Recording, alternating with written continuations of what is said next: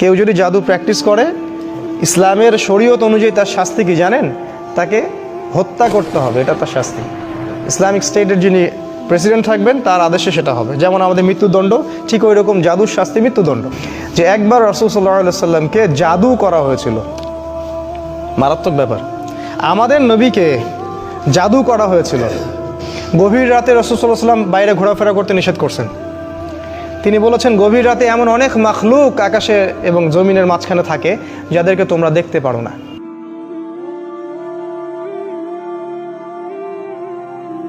সূরাতুল ফালাক আর নাসকে বলা হয় মুআউযাতাইন। শব্দটা একটু কঠিন। মুআউযাতাইন মানে আশ্রয় প্রার্থনার দুইটা সূরা। আশ্রয় প্রার্থনার দুইটা সূরা। আজকে সূরাটাকে আপনাদেরকে অন্যভাবে শেখাবো ইনশাআল্লাহ। আমি বলেছি এটা 113 এবং 114 নম্বর সূরা। এই সূরাটা মাক্কি। মাক্কি সূরা বোঝেন? যে সূরাগুলো মক্কায় নাজিল হয়েছে হিজরতের আগে, আর যেগুলো মদিনায় নাজিল হয়েছে সেগুলো হলো মাদানী সূরা। মাক্কি সূরাতে কিছু জিনিস কমন থাকে। কমনগুলো হচ্ছে এখানে তাওহীদ, রিসালাত, পরকাল, মৃত্যু, কবর, পুনরুত্থান, এই বিষয়গুলোর আলোচনা বেশি আসছে মাক্কি সূরায়। কারণ শুরুর দিকে তো সবাই অমুসলিম, তাদেরকে আগে না আল্লাহর দিকে নিয়ে আসতে হবে, তারপরে না বিধান প্রয়োগ করবেন, তাই না? বোমা মেরে কি আর ইসলাম কায়েম হয়? আগে মানুষের ভিতরটা তো সংশোধন করতে হবে। এই হলো পদ্ধতি। রাসূল সাল্লাল্লাহু আলাইহি ওয়াসাল্লাম মক্কায় ছিলেন 13 বছর। 13 বছর। এই 13 বছরে যতগুলো সূরা নাজিল হয়েছে সবগুলোকে বলা হয় মাক্কি সূরা। আর হিজরত করার পরে যে সূরাগুলো সেগুলো হলো মাদানী সূরা। মাক্কি সূরার সংখ্যা কত কেউ কি বলতে পারবেন? 86টা, মাশাআল্লাহ। আর মাদানী সূরার সংখ্যা 28টা, মাশাআল্লাহ। এই হলো 114 সূরা। তো এই সূরাতুল ফালাক আর নাস, যেটা আজকে আমাদের আলোচনার টপিক, এটার একটা শানে নজুল আছে। শানে নজুল মানে হচ্ছে নাজিল হওয়ার প্রেক্ষাপট। নাজিল হওয়ার প্রেক্ষাপট প্রত্যেকটা মনে রাখবেন, প্রত্যেকটা সূরা, প্রত্যেকটা আয়াত এর নাজিল হওয়ার পিছনে কোনো না কোনো ঘটনা আছে। শুধু তাই নয়, যে হাদিসগুলো আমরা জানি এই হাদিসগুলোরও শানে নজুল আছে। এই হাদিসগুলোরও শানে নজুল আছে। তো এখানে আপনাকে খেয়াল রাখতে হবে যে আয়াত বা যে সূরা আপনি পড়ছেন তার পিছনের ঘটনাটা কি, কোন প্রেক্ষাপটে এই আয়াত বা এই সূরাটা নাজিল হয়েছে। যদি আপনি এই পুরো গল্পটা না বোঝেন তাহলে কোরআনের আয়াত দিয়েও আপনি বিভ্রান্ত হতে পারেন। যেমন অনেক ভাই আমাদের জিহাদের আয়াত শুনে কিন্তু বিভ্রান্ত হয়ে যাচ্ছে। আবার অনেক ভাই আছেন যারা হাদিসের কোন হাদিস কোথায় প্রয়োগ করতে হয় সেটার জ্ঞান হারিয়ে ফেলছেন।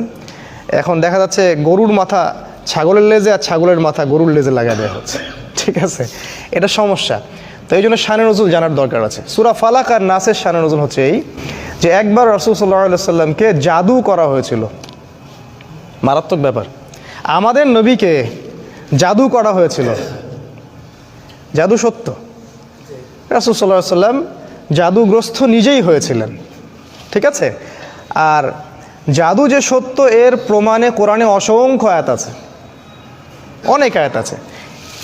ওই মুসা আলাইহিস সালামের রাগ থেকে শুরু করে কিয়ামতের আগ পর্যন্ত জাদু থাকবে, এর অস্তিত্ব আছে। সমস্যা হচ্ছে এগুলো প্র্যাকটিস করা আমাদের জন্য হারাম। কেউ যদি জাদু প্র্যাকটিস করে, ইসলামের শরীয়ত অনুযায়ী তার শাস্তি কি জানেন? তাকে হত্যা করতে হবে, এটা তার শাস্তি। ইসলামিক স্টেটের যিনি প্রেসিডেন্ট থাকবেন তার আদেশে সেটা হবে। যেমন আমাদের মৃত্যুদণ্ড, ঠিক ওই রকম জাদুর শাস্তি মৃত্যুদণ্ড। যাই হোক, আমাদের নবীকে জাদু করা হয়েছিল, করেছিল এক ইহুদি মহিলা। ইহুদি মহিলা, তার মানে ইহুদিরা জাদুতে পাণ্ডিত্য রাখে। আজকের দিন পর্যন্ত ইহুদিরা জাদু প্র্যাকটিস করে, আজকের দিন পর্যন্ত।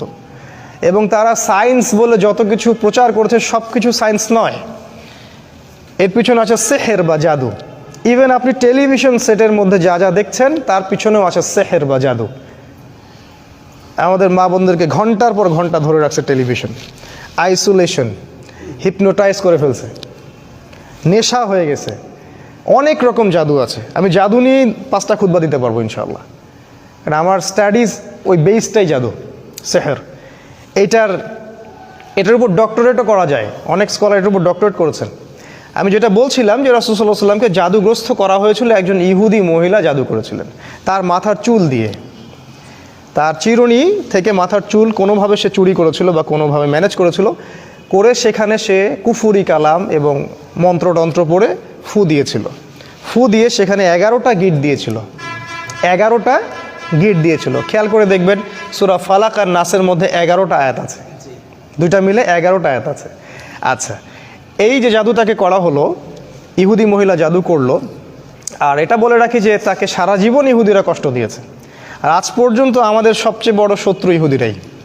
আল্লাহ পাক কোরআনে সেটা বলেছেন যে সূরা মাইদা পড়ে দেখবেন, তোমাদের সবচেয়ে বেশি শত্রুতা রাখে তোমাদের সাথে ইহুদি জাতি এবং মুশরিকরা, যারা একে অপরের বন্ধু। যদি আপনি কোরআন পড়েন তাহলে আপনার কাছে জগৎ স্পষ্ট হয়ে যাবে। কেন নেতানিয়াহু মোদিকে ডাকে তখন আপনি বুঝতে পারবেন। যদি কোরআন আপনার ভিতরে না থাকে আপনি জগৎকে ডিল করতে পারবেন না। তো এই যে 11টা গিট দেওয়া হলো, এতে করে রাসূল সাল্লাল্লাহু আলাইহি ওয়াসাল্লাম অসুস্থ হয়ে যান। যখন জাদু করা হয় কারো প্রতি, সে অসুস্থ হয়ে যাবে।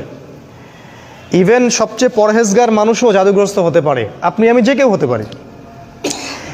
যারা ইসলামী বিধান পালন করেন না, কোরআনের সাথে সম্পর্ক কম বা নাই, হারাম রিজিকের সাথে সম্পর্ক আছে, যারা সুদ খাচ্ছেন, গান বাজনা করতেছেন, যারা বাদ্যযন্ত্রের সাথে সম্পর্কিত, যারা অশ্লীল টিভি মুভি এগুলো দেখছেন, এদের জাদুগ্রস্ত হওয়ার সম্ভাবনা 95%।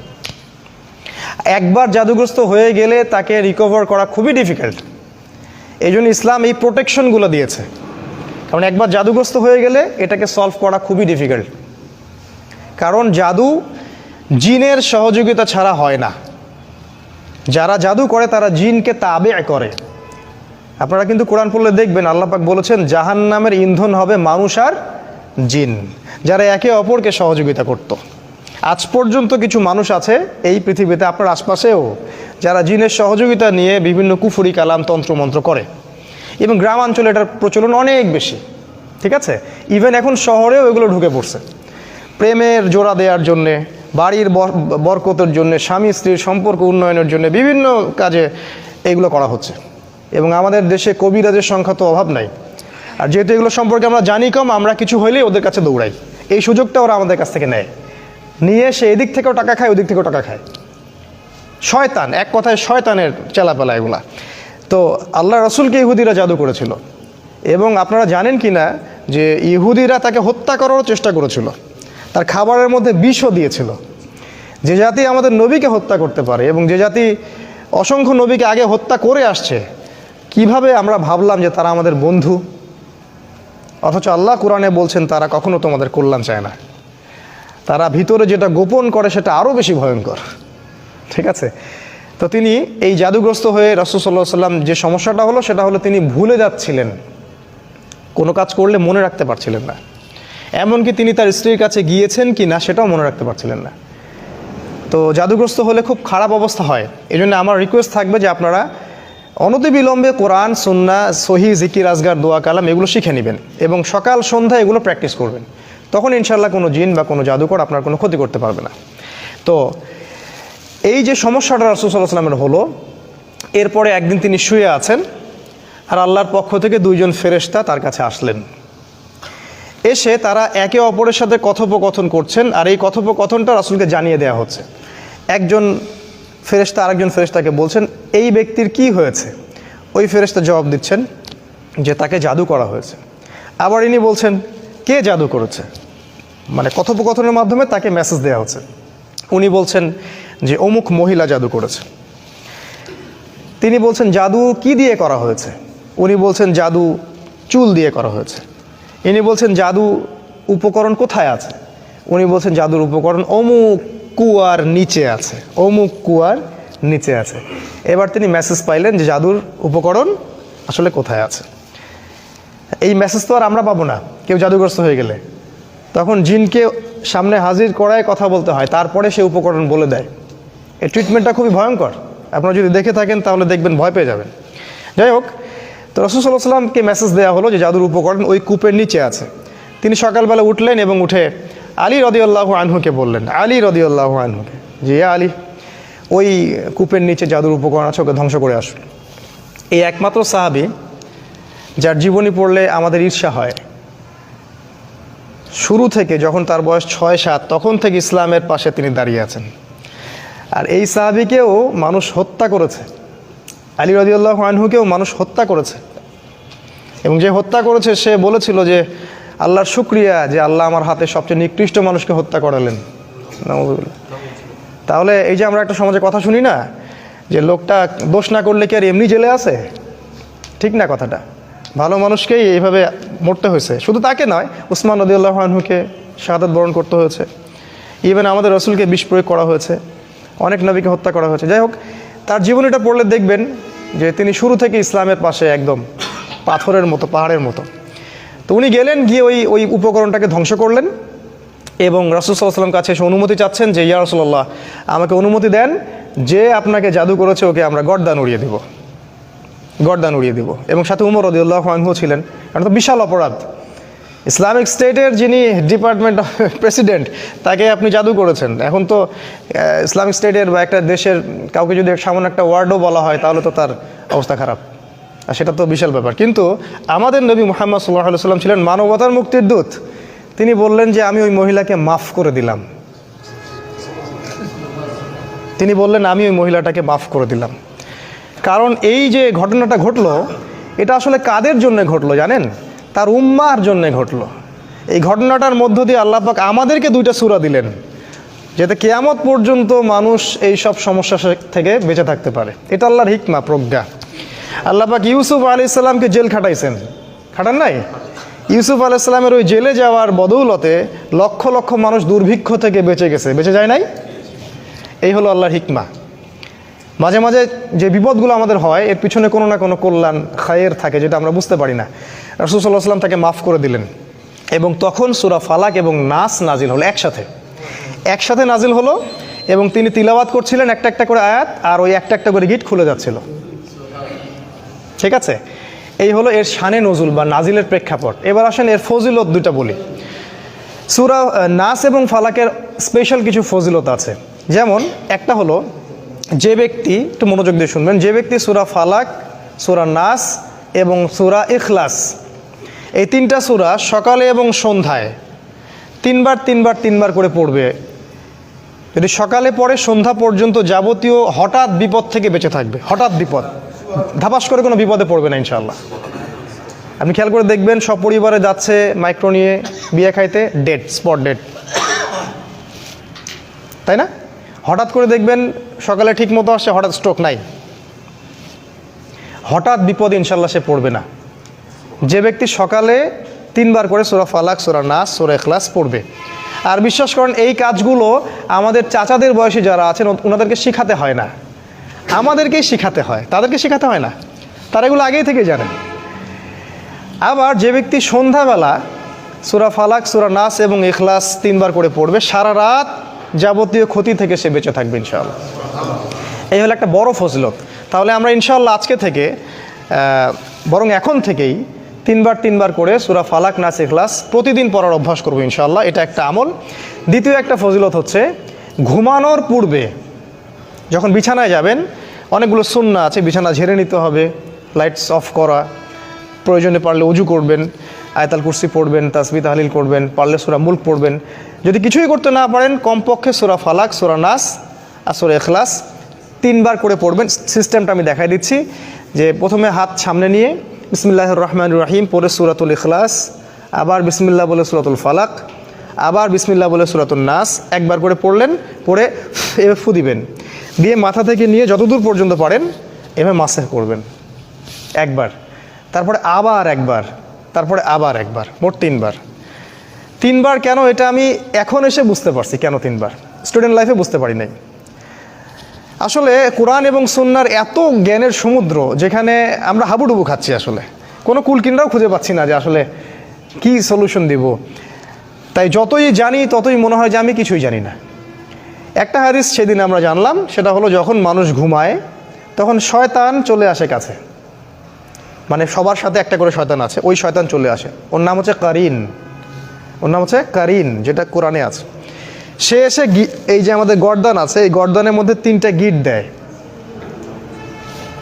এবং প্রতিটা গিটের সাথে সে বলে, তোমার সামনে দীর্ঘ রাত, তুমি ঘুমাও, তোমার সামনে দীর্ঘ রাত, তুমি ঘুমাও, তোমার সামনে দীর্ঘ রাত, তুমি ঘুমাও, আরামে ঘুমাও।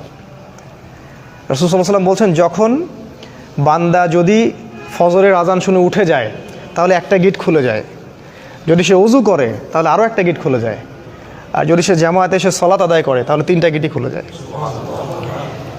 আর যদি এই 3টা কাজ আমরা না করি, সকাল 8টা 9টা 10টায় উঠি, তাহলে 3টা গিট নিয়েই সকাল করবে সে। তাহলে চিন্তা করেন তার সারাদিনটা কেমন যাবে। আর হয়তো এই কারণেই রাসূল সাল্লাল্লাহু আলাইহি ওয়াসাল্লাম 3বার করে মাসাহ করেছেন, যাতে করে শয়তানের প্রভাবটা কম হয়। এটা একটা রিজন, এটা একটা ফজিলত। আর আমি যেই কথাগুলো বলছি, এই যে ফু দিয়ে মাসাহ করা, আবার গিটের কথা, আমাদের মডার্ন সো কল্ড এই যে ওয়েস্টার্ন সিভিলাইজেশন এবং সায়েন্স এগুলোকে অস্বীকার করে। এবং এই কথাগুলো আমাদের স্কুল কলেজের প্রফেসররা শুনলে হাসবে। আপনারা ডিসাইড করবেন যে আপনারা কোরআনকে ফলো করবেন নাকি ওয়ান আইট পিপলদেরকে ফলো করবেন। তবে হ্যাঁ এটাও বলি, যদি আজকে বা আগামীকাল আমরা দেখি যে ডিসকভারি চ্যানেল বা ন্যাশনাল জিওগ্রাফি তারা বলছে যে আমরা নতুন একটা তথ্য পাইছি, কী সেই তথ্য? মানুষ যখন ঘুমায় তখন এই হয়, এটা হয়, সেটা হয়, একজন সত্তা এসে গিট দেয়। হ্যাঁ, তারপরে আরেকটা কি জানি বললাম, এই যে যখন মানুষ ভালো কোনো কালাম পড়ে ফু দেয় তখন শরীর ভালো ফিল করে, একটা নাম দিয়ে দিল কঠিন একটা মেডিকেল সায়েন্সের কোনো নাম, তখন মানুষ ঠিকই বিশ্বাস করবে, অবশ্যই বিশ্বাস করবে। কিন্তু এখন এটা মানুষ অনেকেই বিশ্বাস করে না। এটাকে বলা হয় তাদের ইবাদত করা। মানে তারা যদি বলে যে অমুক গ্যালাক্সির দূরে একটা গ্রহের সন্ধান পাওয়া গেছে, যে গ্রহটা হীরা দিয়ে তৈরি, যেখানে সোনার গাছ আছে, হ্যাঁ, সেখানে অন্য গ্রহের কিছু প্রাণী আছে, সবাই এক বাক্যে বিশ্বাস করবে। আমি চ্যালেঞ্জ করলাম, এক বাক্যে বিশ্বাস করবে পরের দিন। কিন্তু আল্লাহ কোরআনে বলছেন যে অমুক জান্নাত রেডি রাখছে, যেটা হীরা দিয়ে তৈরি, সোনা দিয়ে তৈরি, এখানে এটা আছে সেটা আছে। এরা বলবে এটা তো অলিক গাল গল্প বলতেছে, এটা তো ব্যাকডেটেড কোরআন, আনসিভিলাইজড পিপলদের কাজ। তো এতে ধোকায় পড়বেন না, এটা দাজ্জাল, যেটা আপনাদেরকে ওয়ান আইড বানাচ্ছে, এক চোখা বানাচ্ছে। তাদের দৌড় এখন পর্যন্ত ওই পর্যন্ত যায়নি যেটা আল্লাহ রাব্বুল আলামিন 1400 বছর আগেই নাজিল করেছেন। এই ইয়াকিনটা না থাকলে ঈমান শেক করবে। তারপর এই হলো আপনার ফজিলত, কয়েকটা বলে। আরেকটা ফজিলত হচ্ছে এই যে আমরা ফরজ সালাত পড়ি, প্রত্যেক ফরজ সালাতের পরে রাসূল সাল্লাল্লাহু আলাইহি ওয়াসাল্লাম একবার করে সূরা ফালাক, সূরা নাস এবং ইখলাস পড়তেন। এটা একটা। এই কাজগুলো করলে যেটা হবে সেটা হলো এই, যদি সূরা ফালাক, নাস, ইখলাস আপনি শোয়ার সময় পড়েন, সকালে সন্ধ্যায় পড়েন, আর এই যে প্রত্যেক ফরজ সালাতের পরে পড়েন, আপনি অনেকগুলো বেনিফিট পাবেন। সেগুলো কি? এক নাম্বার হচ্ছে আপনি দৃশ্য অদৃশ্যের অনেক বিপদ আপদ থেকে বেঁচে থাকবেন। 2 নাম্বার হচ্ছে আপনি হঠাৎ করে বিপদে পড়বেন না। 3 নাম্বার হচ্ছে এই কোরআন আপনার জন্য পরকালে সুপারিশ করবে, এটা সবচেয়ে বড়। কারণ কোরআনের সাথে আপনার সম্পর্ক আছে, আপনাকে পরকালে সুপারিশ করবে। তাছাড়া চোখ লাগা থেকে আপনি বেঁচে থাকবেন, বদ নজর থেকে বেঁচে থাকবেন। এগুলোর প্রত্যেকটার অস্তিত্ব ইসলাম অস্বীকার করেনি, প্রত্যেকটাই স্বীকার করেছে। রাসূল সাল্লাল্লাহু আলাইহি ওয়াসাল্লাম বলেছেন ইন্নাল আইনাল হক, মানুষের বদ নজর সত্য। আপনার ছেলের স্বাস্থ্য খুব ভালো, এক জায়গায় নিয়ে গেলেন, মানুষ দেখলো বাহ আপনার ছেলে তো অনেক সুস্বাস্থ্যের অধিকারী, দেখবেন পরের দিন অসুস্থ হয়ে গেছে। ব্যবসা করতেছেন খুব সুন্দর, অনেকে আসতেছে, বাহ ভাই ভালোই তো ব্যবসা খাড়া করছেন, দেখলেন কলাপস করে গেল। চোখের বদ নজর সত্য। এর দলিল সূরা কাহফের মধ্যে আছে, যদি কারো কিছু ভালো লাগে তখন বলতে হবে মাশাআল্লাহ, খুব সুন্দর, সুবহানাল্লাহ, চমৎকার, আলহামদুলিল্লাহ, আল্লাহ পাক দিয়েছেন। এই কথাগুলো প্র্যাকটিস করবেন, এই সংস্কৃতিগুলো আপনাকে চোখ লাগা থেকে বাঁচাবে। এগুলো তো আমাদের স্কুল কলেজ বিশ্ববিদ্যালয়ে শেখানো হয় না। চোখ লাগাবার কী জিনিস? ওরা বলবে এটা ব্যাকডেটেড মানুষের কাজ, এটা কুসংস্কার, এটা হচ্ছে গোড়া মুসলিমদের কথা। তো রাস্তায় যে মেয়েরা ঘোরে এরা চোখ লাগা, এদের পিছনে চোখ লাগছে মানুষের। আর একবার চোখ লাগলে খুব সমস্যা আছে। একবার একজন সাহাবী গোসল করছিলেন, আর একজন সাহাবী তাকে দেখে বলছেন যে বাহ তোমার স্কিনটা তো অনেক সুন্দর, একদম মনে হচ্ছে যে কুমারী মেয়ের মতো স্কিন। সাথে সাথে ওই সাহাবী ওখানে বেহুশ হয়ে পড়ে গেলেন, একদম সাথে সাথে। এটা বুখারীর হাদিস। রাসূল সাল্লাল্লাহু আলাইহি ওয়াসাল্লাম ওই সাহাবীকে ডাকলেন, ডেকে বললেন যে তুমি কি তোমার ভাইকে মারতে চাও? তিনি বললেন আমি আবার কখন মারতে চাইলাম, আমি তো বললাম যে তার স্কিনটা অনেক সুন্দর, সে তো সুন্দর, আমি তো প্রশংসা করলাম। তখন তিনি বললেন যে কেন তুমি কল্যাণের বা বরকতের দোয়া করলা না? মাশাআল্লাহ ভাই তোমার স্কিনটা অনেক সুন্দর, মাশাআল্লাহ, আলহামদুলিল্লাহ, বারাকাল্লাহ ফিক, এগুলো কেন বললা না? তখন ওই সাহাবীকে গোসল দেয়া হলো এবং ওই গোসলের পানি দিয়ে এই সাহাবীকে গোসল দেয়া হলো, তারপরে ইনি সুস্থ হলেন। তখন রাসূল বলেছেন ইন্নাল আইনাল হক, চোখের বদ নজর সত্য। তো যাই হোক, এই হলো সূরা ফালাক নাসের কিছু ফজিলত, অনেক ফজিলত, এটা সব বলে শেষ করা যাবে না। এখন আমরা আসছি শুধুমাত্র এর শাব্দিক অর্থগুলো আপনাদেরকে একটু শেয়ার করে শেষ করবো ইনশাআল্লাহ। সূরা ফালাক আর নাস একসাথে আমি আগে অনুবাদ করে দিচ্ছি আপনাকে। বিসমিল্লাহির রহমানির রহিম। আল্লাহ পাক বলেছেন কুল, সবাই আমি জানি মুখস্থ আছে। কুল মানে হচ্ছে বলুন। আউযু, আউযু মানে আমি আশ্রয় প্রার্থনা করছি।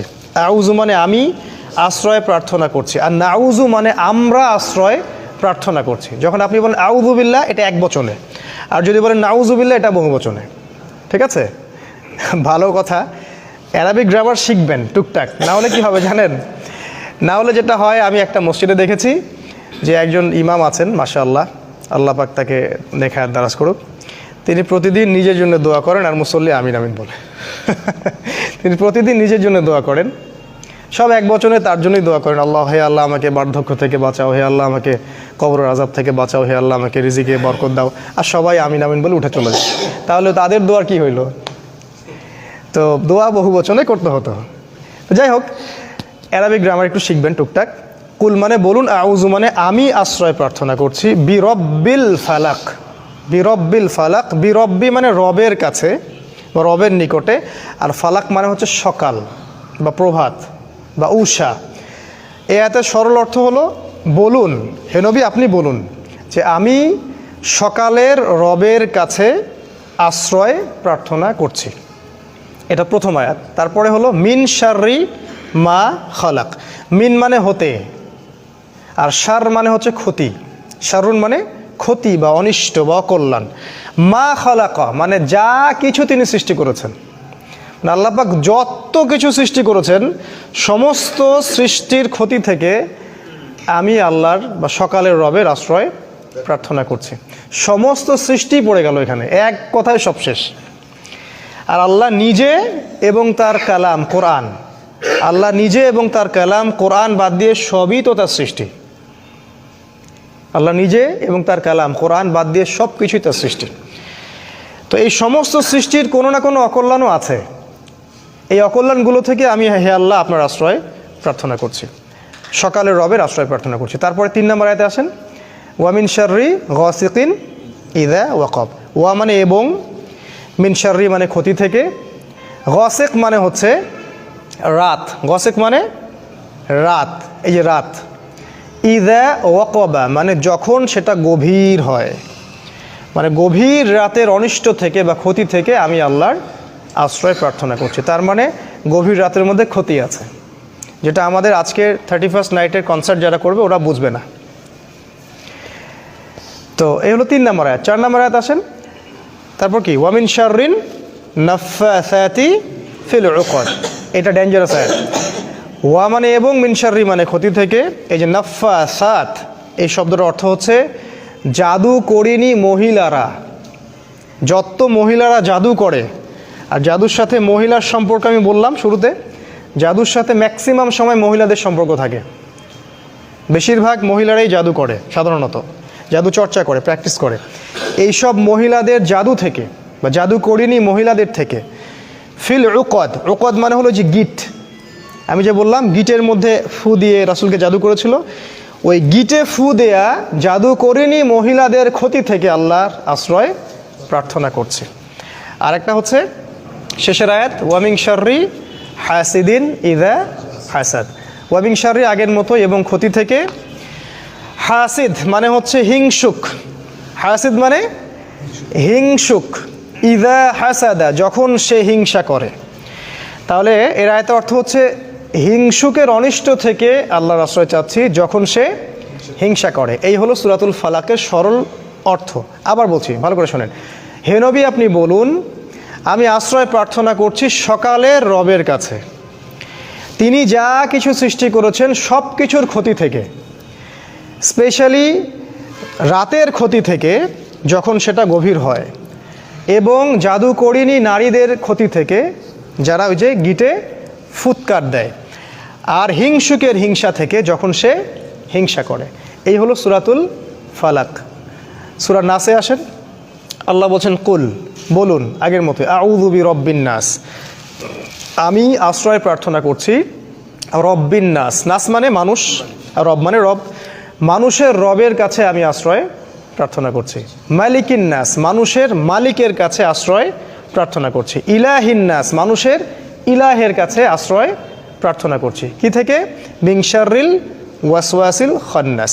মিন শাররি মানে যে ক্ষতি থেকে, ওয়াসওয়াস মানে হলো কুমন্ত্রণা দেয়া, ওয়াসওয়াসা দেয়া, ওয়াসওয়াসা যেগুলো আমাদের হৃদয়ের ভিতরে আসে। খান্নাস মানে হলো আত্মগোপনকারী, যে আমাদের এই টাইম ফ্রেমের আড়ালে থাকে, দেখা যায় না, যাকে দেখা যায় না সে নিজেকে হাইড করতে পারে। এই আত্মগোপনকারী কুমন্ত্রণা দাতার অনিষ্ট থেকে আমি আশ্রয় প্রার্থনা করছি আল্লাহর।